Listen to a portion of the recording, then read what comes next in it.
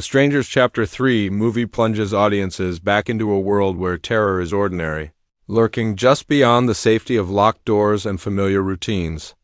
This chapter isn't a simple continuation. It expands the mythology of random violence into something that feels disturbingly systematic, like fear given form and purpose even where none should logically exist. We begin in the quiet aftermath of what was already unimaginable, a community still reeling from senseless terror, a family that survived but didn't really escape, and a world where the word random no longer feels reassuring.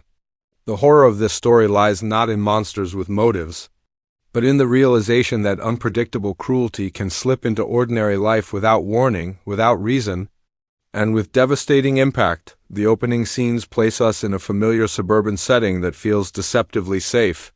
Neat lawns, children playing in yards, cars waking up in driveways, all of it looks like the world audiences know. But this normalcy is a facade, because even in its calm the air feels pregnant with unease. Something invisible has shifted, and everyone instinctively senses it even if they can't name it. People cross the street to avoid eye contact. They pull curtains earlier. They whisper about unexplained noises at night. This atmosphere of persistent tension sets the emotional tone.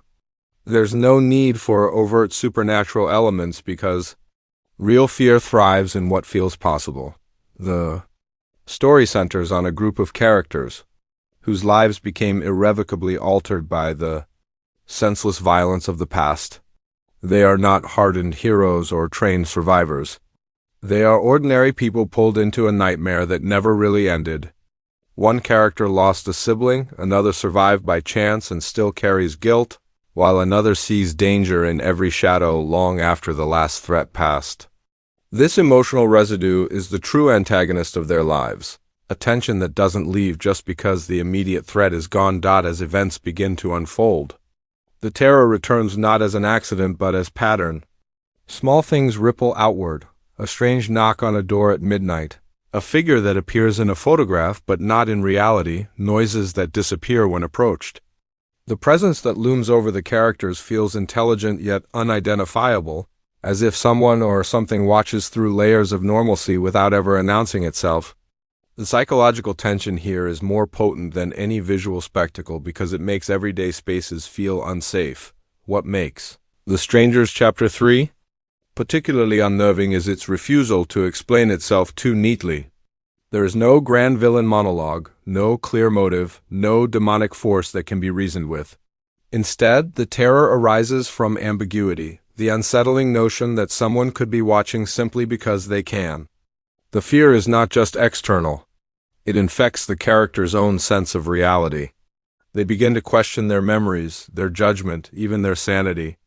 This internal unraveling becomes as terrifying as any external threat could be. As the plot deepens, connections begin to emerge. A character may recall a near-forgotten detail that suddenly makes sense in retrospect, an odd habit, a missing piece of conversation, a door left slightly ajar. These moments are not flashy scares but quiet, creeping realizations that shift the emotional landscape. The film treats fear not as a lurid spectacle, but as a gradual corrosion of certainty. The audience begins to feel what the characters feel. The slow erosion of trust in the familiar, the dynamics between characters add emotional resonance.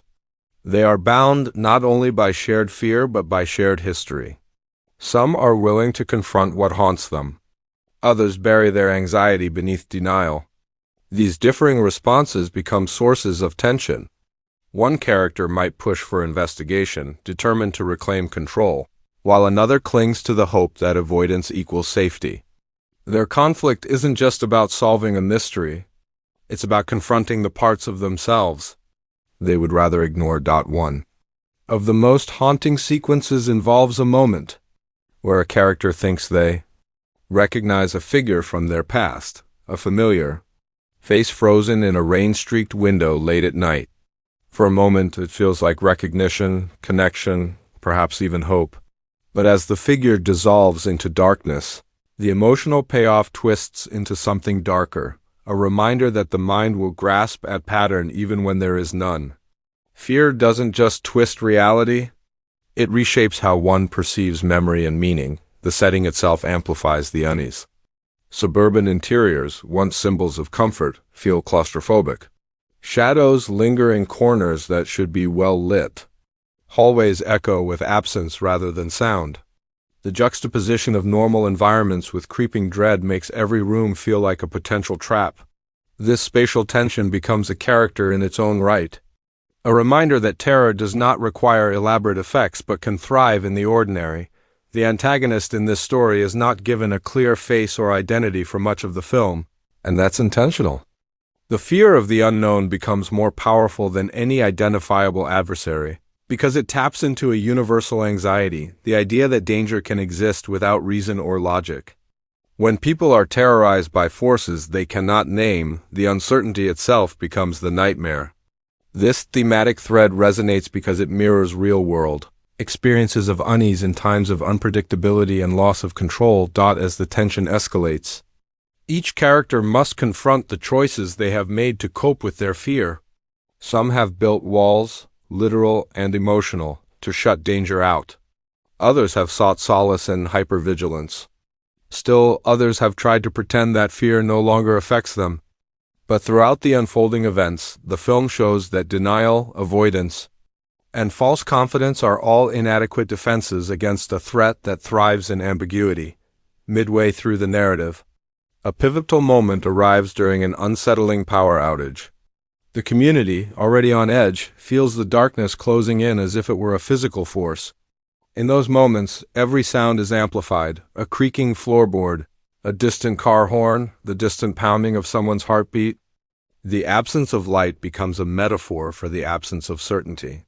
In darkness, fear feels alive, almost sentient. The climax of The Strangers Chapter 3 is not a dramatic confrontation with a clearly identified threat. It is a series of emotionally charged revelations that force characters to face their deepest vulnerabilities. The tension peaks not because something monstrous emerges, but because everything familiar feels unmoored. In these sequences, silence is just as impactful as sound, and absence is just as revealing as presence. What ultimately unfolds is a confrontation not with a villain, but with the idea of fear itself, how it shapes relationships, alters perception, and challenges identity. The fear that once seemed external reveals itself to be intertwined with internal unresolved wounds. Characters realize that escaping a threat requires more than fleeing from danger. It requires understanding the fear that has followed them into every room, every dream, and every quiet moment. The resolution does not provide neat answers or a tidy closure. Instead, it leaves lingering ambiguity, because dread, once planted in the psyche, does not evaporate with explanation. It evolves, persists, and becomes part of how one interprets the world. The final moments are quiet, almost contemplative, offering no clear relief but instead a sober reminder that some shadows are long not because they belong to monsters, but because they are cast by fear itself. The Strangers Chapter 3 ultimately becomes more than a horror story about random violence and masked figures. It becomes a psychological exploration of how humans carry fear within themselves, how uncertainty warps perception, and how ordinary spaces can become places of dread when the boundaries between safety and danger dissolve. The film leaves its audience with a haunting realization. Terror isn't always about what is out there in the dark. It's about what resides within each mind when the lights go down, when silence fills the room, and when nothing feels as familiar as it once did. In this way, the terror lingers not just in scenes of fear, but in the quiet spaces between thoughts long after the movie ends.